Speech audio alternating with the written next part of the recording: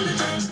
Vino cu noi, Wings, de puterea ne unim, nimic nu ne va opri, cu ajutorul tău și al meu vom învinge. Wings, zâmbătan și luminos, inima noastră farmecăm, fericire dă-ne aripi și privește, dacă dorești să strălucești. Vino cu noi, raza magică pe ce strălucește. Aventura încet acum, să zburăm printre noriari, prin timp și spațiu, colorez viața cu multă fantezie, cu zborul meu spre ceruri. Wings, de puterea ne unim, nimic nu ne va opri, cu ajutorul tău și al meu vom învinge. Wings, prietenie mai presus, tot ce avem mai valoros, fericire dă-ne aripi, privește. Wings, fermecatele Wings, printre stele zburăm, strălucește lumină suntem, puterea noastră e Wings. Wings Club. Magia și Merei a transformat-o pe Stella într-un monstru. Povestea prințesei Soarelui și a Lunii s-a terminat pentru totdeauna și nu e nicio scăpare pentru ea și pentru Wings. Zâna și Bestia.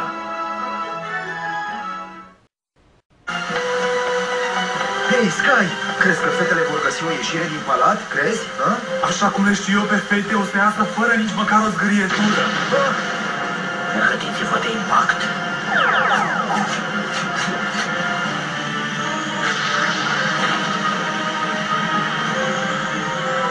Mai repede! Soldații ne prind din urmă rapid!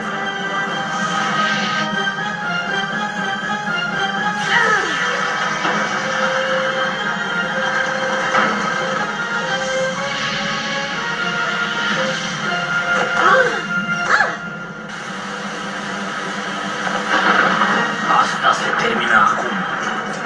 Haideți, fetelor, să zburăm! Prindeți monstrul! O să ne spună ce a făcut cu prințesa Stella! Toată lumea gata!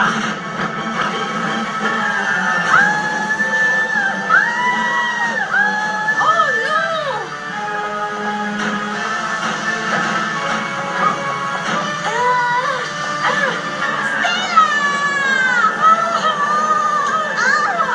Ploaia este magie neagră! Slăbește scutul! Stella! Fetelor, ajutați-mă!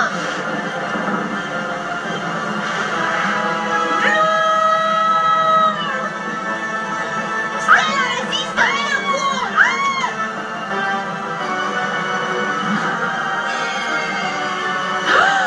Haide!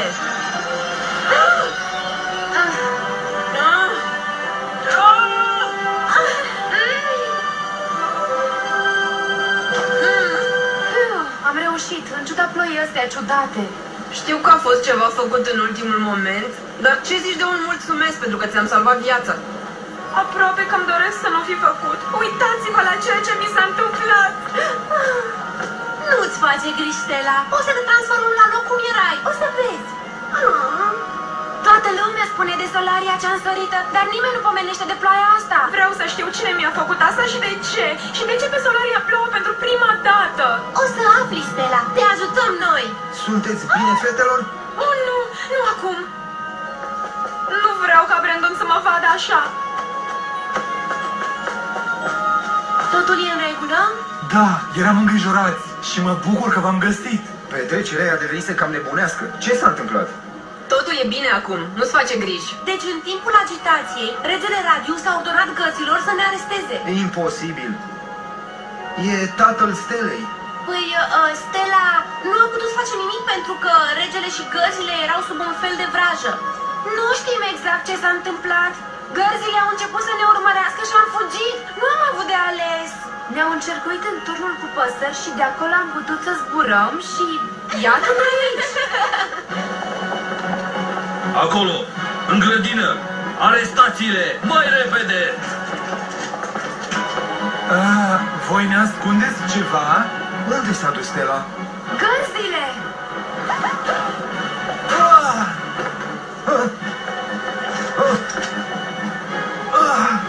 Sky, rezistă! Nu, Bloom, nu! Se descurcă și singuri. Trebuie să o scoatem pe Stella de aici.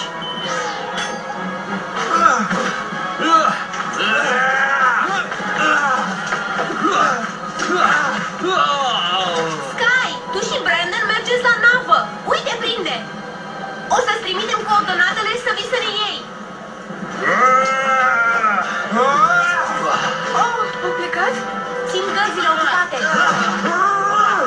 Bun, să-i lăsăm să țină gărzile ocupate. Știu o cale secretă de ieșire. Veniți după mine. Soldați, ne scapă! Dați drumul la câini!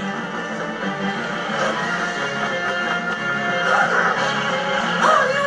Au dat drumul câinilor solariei. Nu are niciun rost să ne folosim magia contra lor. Nu va merge sub ploaia asta. Atunci va trebui să alergăm mai repede.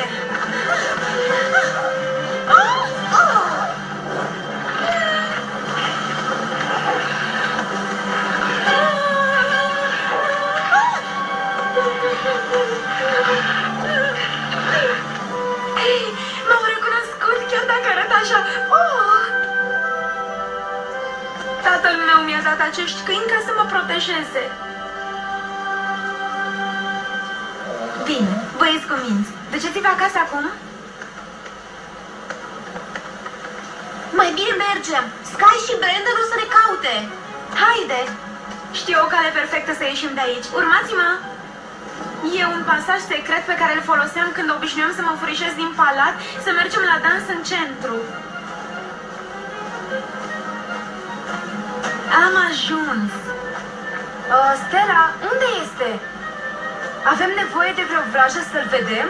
E în scorbura copacului.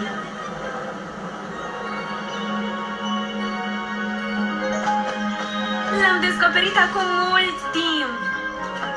Mă jucam. Știți voi, firea mea veselă. Și deodată l-am găsit. Un copac cu o scorbură uriașă. Când m-am apropiat să mă uit mai bine, mi-am dat seama că era legată de un tunel subteran care ducea la fântânile din Palatul Regal. Am fost așa bucuroasă că l-am găsit că m-am hotărât să leg o mică fundă de o crenguță să știu mereu care e și să-l găsesc. Nu e nevoie să mai spun că m-am furișat prin pasaj ca să merg la dans și la petreceri mai mult decât ar fi trebuit, poate. Rosav, ce mai așteptăm? Hai să mergem!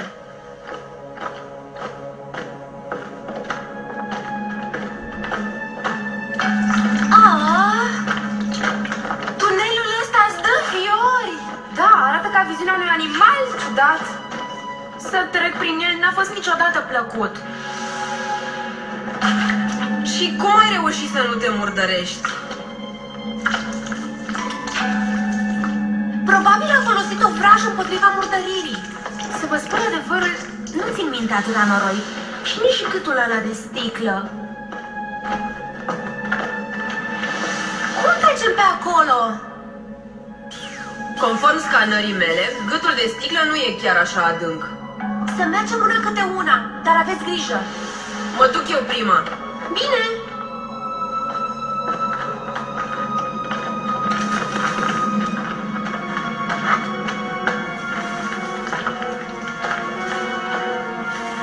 Acum rochile noastre se potrivesc cu pantofii, nu-i așa, Stella? Să înaintăm. Fetelor, ajutor! M-am înțepenit! E Stella, nu poate trece. Trebuie să o ajutăm. Haide! Nu-mi pasă cum, doar vă rog, scoteți-mă de aici! Oh!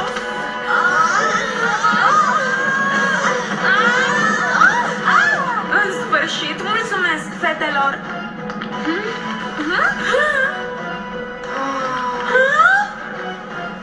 Din fericire, partea asta de tunel a rezistat. Haide!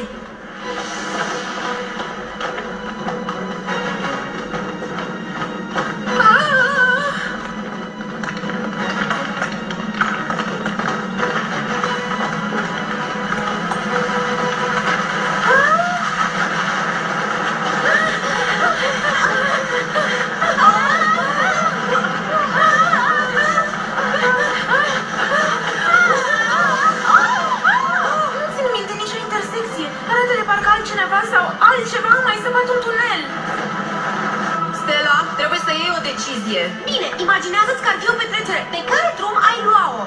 Bine, la stânga. Da, sigur la stânga.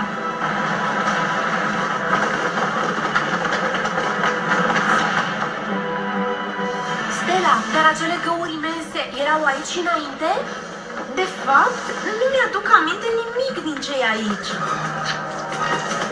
Și sigur nu mi-aduc aminte de păianjenii ăștia uriași. Păianjeni uriași! Stella, în ce n-ai băgat și de data asta?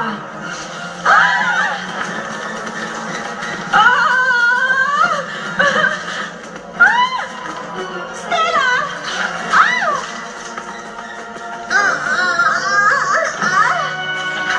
Oh, nu! Oh.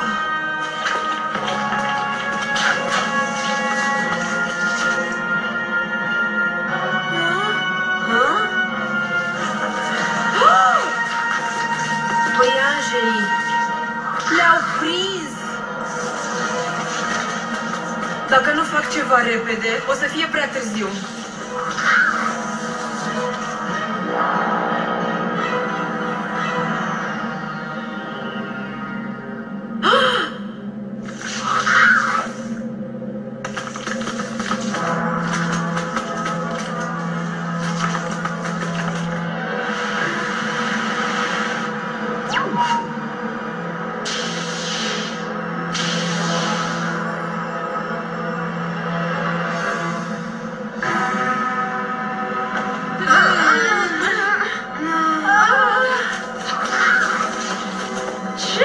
Ce s-a întâmplat aici? Nu e timp de explicații. Trebuie să ieșim de aici. Pe aici! Repede!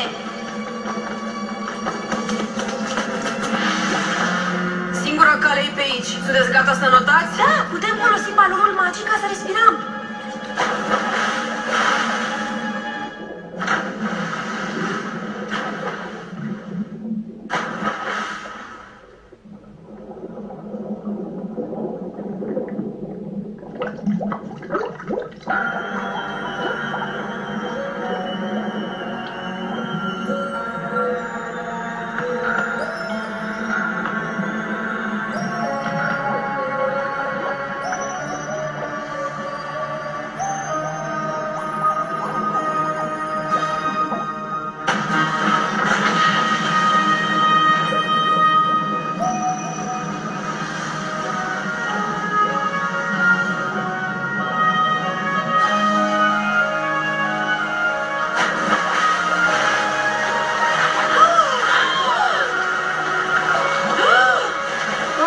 Lipitorile au dispărut!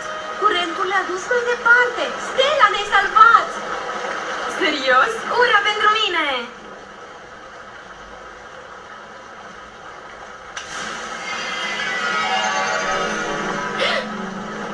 Asta pentru ce e? Să te ascundem! Acum o să le trimit coordonatele lui Sky și Brandon să vină și să ne ia!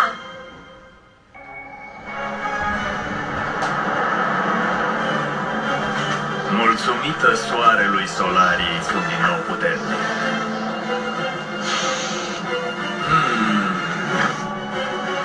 Fata aceea din Palatul Regal. Cine era? Trix, veniți!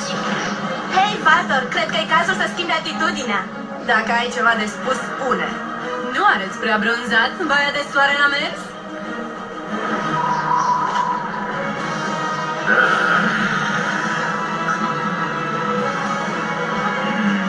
Eu cred că am mers. Îmi place tipul ăsta! Impresionant. Trebuie să o găsesc pe fata asta. Îmi puteți spune cine este? Bloom. E una dintre tocilarele de Wings de la Althea. E puternică, dar o putem doborî. Cine sunt aceste Wings? Niște băgăcioase care vor binele. Ele sunt cele care ne-au trimis în dimensiunea Omega. Dar data viitoare când le vedem, o să le distrugem. Se pare că magia acestor zâne e foarte puternică. Nu-mi pasă ce faceți cu celelalte, dar nu o atingeți pe Bloom. E a mea.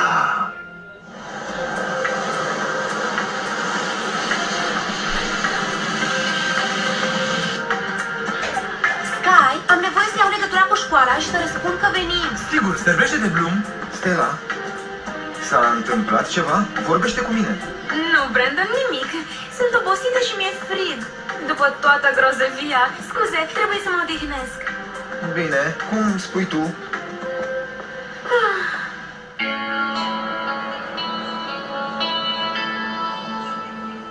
Stella, sunt sigură că va găsi Concorda o vrajă de delegare care să te transforme la loc.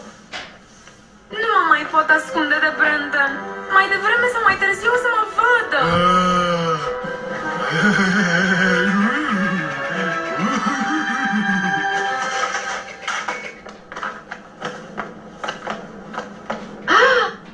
Hai să-i facem o vrajă, ca el să nu-i vadă urățenia. Ce frumusețea interioară! Nu sunt foarte sigură că frumusețea interioară e mai frumoasă decât aspectul exterior de acum. Bună, Knut! Ce mai faci? Pentru tine, frumoasa mea. Îmi pare rău, mi-a fost foarte foame pe drum și am mâncat florile. Mersi, Flora, neapărat să faci vraja aia lui Brandon.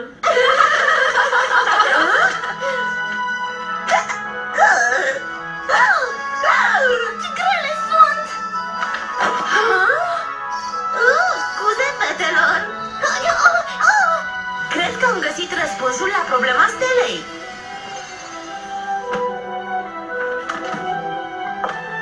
Oglinda adevărului. Oglinda adevărului e păstrată într-o peșteră pe partea îndepărtată a barierei. Unde e bariera? E lanțul untos în afara lui Magic. Oglinda are puterea de a rupe vraja, dar va trebui să vă dați seama cum să o folosiți. Concorda, ești sigură că această oglindă va funcționa? Da, draga mea. Va fi o călătorie periculoasă. Oglinda e păzită de giganții albi și de alte santinele și nu veți trece ușor de ei. Au, cine știe ce înseamnă ușor prin părțile astea? Oricum, cum arată oglinda aia? O să știți când o să o vedeți. Vreau să vin și eu să ajut. Knut, cred că ar fi mult mai bine dacă tu ai rămâne aici.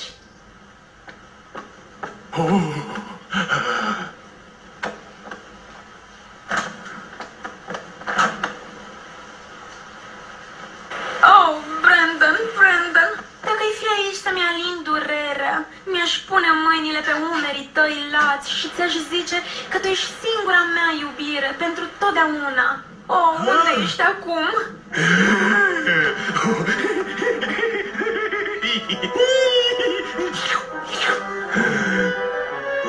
Da. Aici sunt. Knut, dar tu de ce ești aici? Să te alin. Poți să-ți pui mâinile pe umerii mei, dar înainte vreau să te curtez oficial. Dacă vrei să curtezi o fată, mai ales o prințesă, trebuie să ai maniere regale excelente și grație. Păi pot să fiu manierat regal. Și când abordezi o fată, trebuie să o faci cu stil și eleganță, în timp ce îți păstrezi o postură perfectă și dai dovadă de o mare flexibilitate. Stella, ești gata? Scuze, întrerup ceva? Oh, fii serioasă. Papa, Knut, trebuie să plec acum. Knut te curta cumva? Păi, da, cred că da. Probabil noua mea înfățișare e irezistibilă. Dar Brandon nu trebuie să mă vadă așa. Nu-ți face griji. Odată ce ai vrăjit, nu va mai vedea deloc cum arăți la exterior, ci doar cum ești tu pe interior.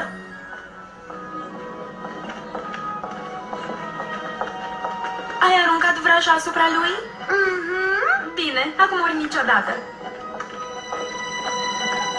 Hei, frumoasă! Ura! Deci sunt frumoase și pe interior. Ce? Nimic.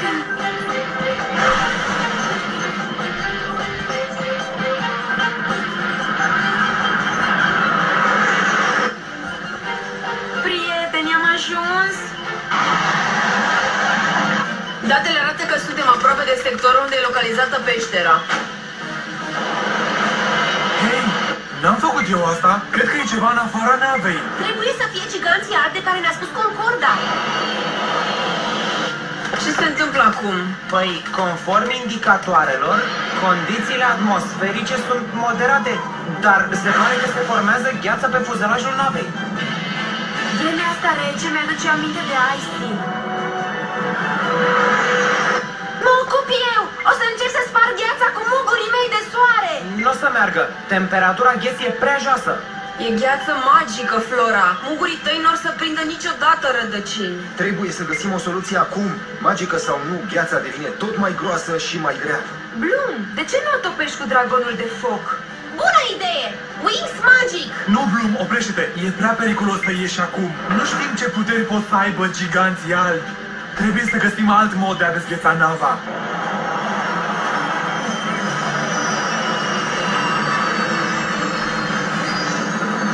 Am o idee, dar va trebui să aveți încredere în mine. Am încredere. Dacă plonjăm puternic, frecarea va încinge nava și va topi gheața.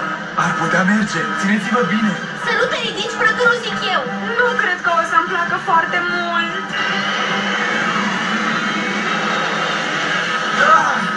Nu-mi place, amețesc, mi-e greață. Ridică, Sky! Ridică! Nu până când nu zice Bloom! Se învârte lumea. Ridic, Bloom! Nu încă! Ridică Bloom! Acum, Sky! Acum! Ura! Ura! S-a terminat? Da, Stella, s-a terminat. Bloom, ești uluitoare. Peștera e în față. Ce sunt astea? Sper că nu sunt ceea ce cred că sunt. Ne atacă! Deci sunt ceea ce cred eu. Alți paznici ai oglinzii. Nu văd! Doar oglinda adevărului poate rupe vraja aruncată asupra stelei. Vor reuși Wings să-și salveze prietena, dar mai ales vor reuși să supraviețuiască atacului grifonilor uriași? Au dublat actorii Alexandra Radu, Luiza Ionescu, Andreea Gaica, Raluca Botez, Irina Drăgănescu, Elena Xin, Anca Iliese, Eliza Păuna, Ana Maria Vlad, Diana Dimitrovici, Silvia Gâscă, Olimpia Mălai, Ionuț Ionescu, Constantin Lupescu, Doru Cătănescu, Alexandru Gheorghiu, Vlad Corbeanu, Maria Obretin, Cristi Niculescu și Izabela Drăghici. Traducător Andreea Dragnea. Regizor Alexandra Radu. Dialoguri Ovidiu Mitrică. Mixaj sunet Claudiu Bodrum. Versiunea în limba română a fost produsă de SDI Media.